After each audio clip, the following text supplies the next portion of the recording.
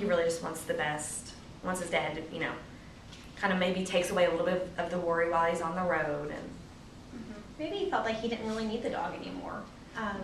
You know, he learned how to kind of become his own person. He learned how to make friends. Maybe in a way he felt like Dad needed him more than he did. Yeah.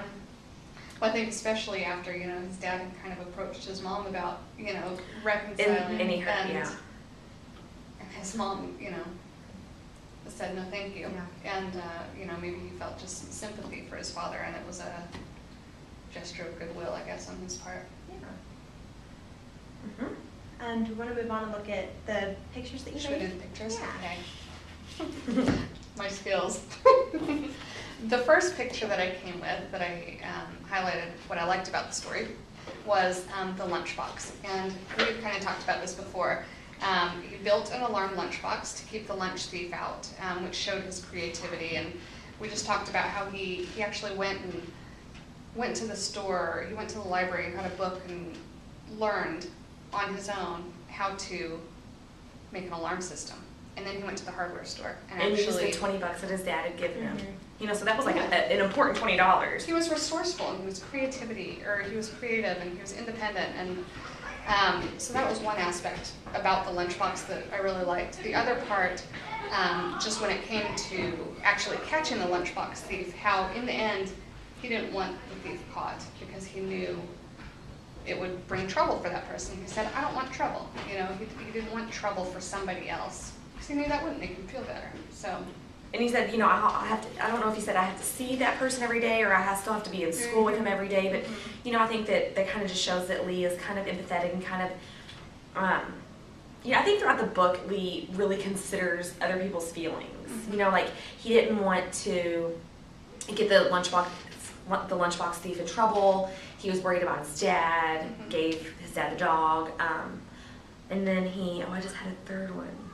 Oh, he didn't want to be like a nuisance to Mr. Henshaw. That's why I started writing to pretend Mr. Henshaw. So I think that does show his compassion. I think the lunchbox was a good representation of that. Yeah. Well, at the point in the book when he built the lunchbox, I mean, I think it really was a mark of his maturity. He, you know, first of all, built it on his own. And at that point in his life, he was really missing Dad.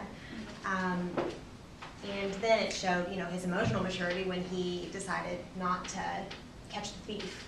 So I think that was a big stepping stone for him. Well, and plus, that's when he started making friends, you know? That's like when he's sitting there in the lunchroom and tries to open it, he's like, oh shoot, I have to get in there without setting it off.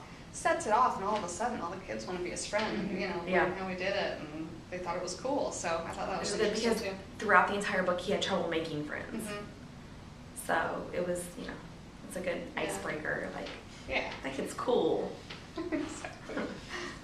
We ready to go on? Yeah. Okay. The other one was a picture of the butterfly garden.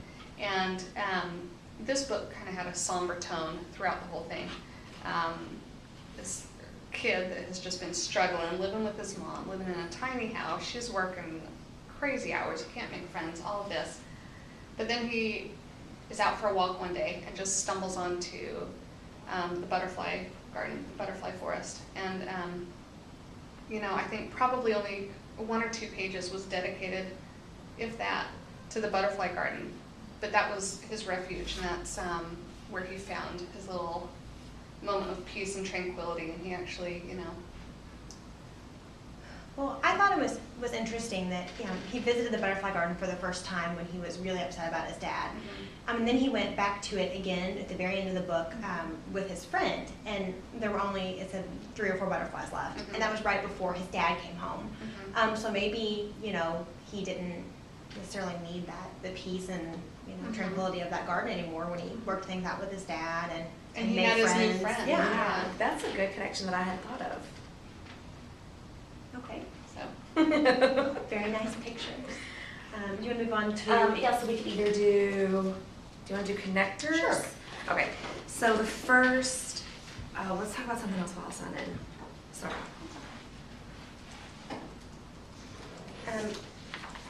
I went through and did a summary of the book, but it's pretty much the stuff that we've talked about already. It's, you know, the book was a pretty quick read, but when you go back through and kind of think about Okay, So for the connector, I put, I did 3 different points, and I put the first point, and they're all personal connections, because, those are the easiest, and those are what those are like what, for me, that's what comes to mind first. It's like the most natural thing for me. And so throughout the book, of course, he talks about, and he is dealing with his parents' divorce, and all of his emotions that come with it. And so I think that there are a lot of kids, I think it's probably, like you said, why is this a Newberry winner? But it's because it deals with an issue that is, it's pretty prevalent among kids his age. My parents got divorced when I was in 4th grade. A lot, and a lot of my friends. So I just wrote about all the different emotions that he had are probably pretty similar to, it's definitely similar to the feelings that I had. He would feel mad, and his mom would kind of talk his dad up a little bit, and he wouldn't feel bad. His dad would send a card, and he would look forward to a call, and the dad never, wouldn't call, and his feelings would be hurt. And I think that a lot of kids can probably really connect to that. I know that I could personally, like when I was reading, I could it kind of almost make me mad. Like, just call. Why can't you just call your kid? Just call him.